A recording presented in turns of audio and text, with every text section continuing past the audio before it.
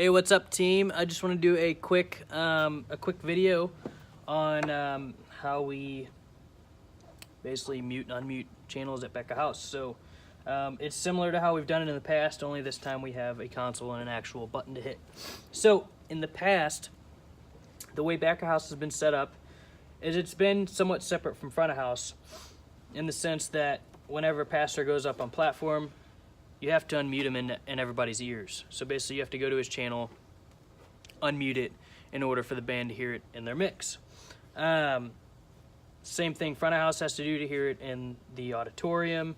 You know, he's got to unmute pastor's mic to hear him. We got to do the same thing back here.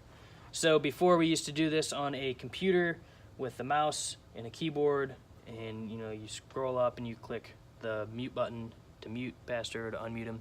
It's the same way on this console, except you hit a button, so you find pastor's mic and you unmute it, and it is that simple, so easy. Make sure you mute it when he walks off platform. So here's why this is important. It is important to make sure pastor is unmuted in everybody's ears, whether it's a pastor, a communicator, for offering, communion, anything. If anybody walks up on platform when the band or vocalists are up on stage, and this person starts talking, everybody on that platform needs to be able to hear them, to know where to go in a song.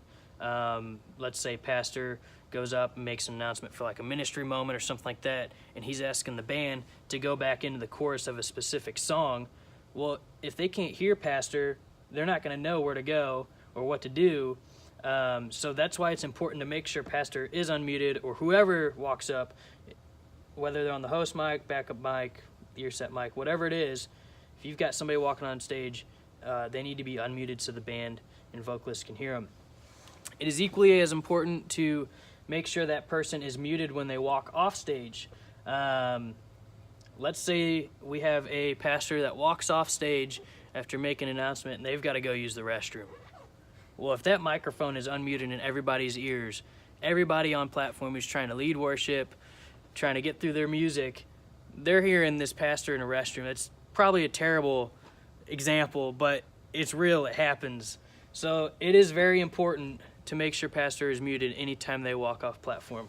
A rule that I always tell myself is always take care of pastor first.